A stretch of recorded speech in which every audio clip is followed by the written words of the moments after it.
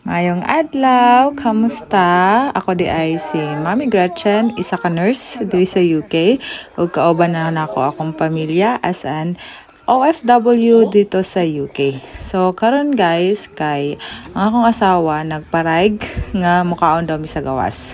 So mao na nag-decide mi na mukaon Saturday di ay ni galing siyang night shift. So grocery day din namo karon mo nang naapod ko bit-bit nga bag. Unya na nag-agyan namo ni sa High Street guys, nag-share siya og Word of God. Paminawan na to. You know, there's lots of religion in the world. Lots of different types. And I don't know which one you're following. Maybe you follow one of these. Maybe it's Buddhism or Islam. Or maybe it's Judaism or one of the others. So guys, nag-ask ko sa akong mga kabatch kung asa nindot mukaon diri sa High Street.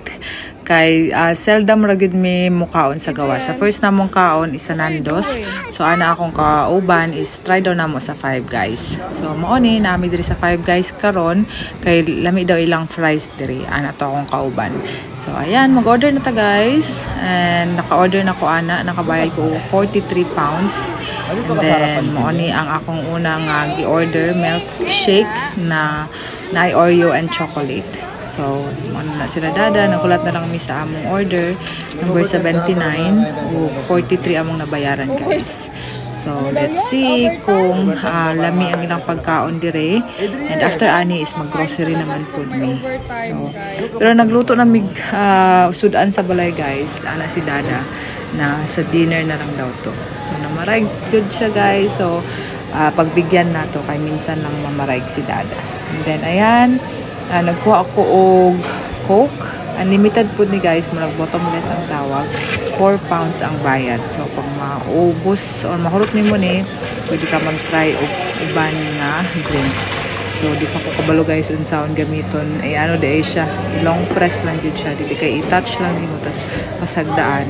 Dapat continue ang imong pag-press para magawas ang Coke. So, first time. There's always a first time guys. So, mo na. And then, ito na, nanaan mo ang order. So, ayan, excited na si Baby Loves kasi, ayan, wala, dili nakahulat si Baby Loves.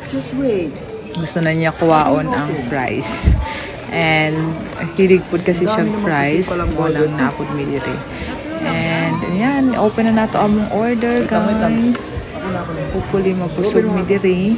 Kaya mo na ni among lunch. Around 1 AM na po di ay ni. So, akong i-order is cheeseburger. Ang isa kay bacon burger. And then, ang isa para kay Baby Loves hamburger lang. So, plain lang siya. And isa lang kapati. So, muna itsura guys. Kung mag-order ka, naka-wrap siya o cling wrap ba na? Then, muna ilang fries na sa baso. And then, the rest i-open na ni dada kay naadara ang the rest sa fries na excuse me muna ang fries guys. So let's eat and nag-pray na pud mi ana before gi-open ang pagkaon. Pasalamat sa Ginoo sa tanan niyang provision o sa chance na makakaon sa gawas pud usahay. So ayan, nagustuhan na ni Baby Loves ang iyahang fries. So, si Dada mo na iyaha kay cheeseburger. So, i-try na niya. O, lami po ni ilahang kuan guys. Ilang milkshake. Dili kayo tamis. And, basta okay ang lasa. So, ayan. Let's eat guys. Thank you Lord for all the blessings. And sa chance nga makakaon sa gawas. Yan guys. Family day po na mo karon. So, Saturday, unya, mag-grocery na mi sa Lidl kung asa mi permi nag-grocery. So, first time na mo and thank you, naka-try mi diri sa Five Guys.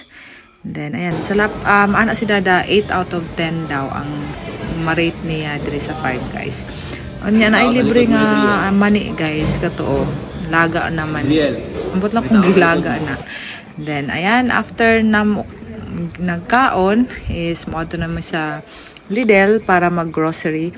But before that, ni hapit mi og charity.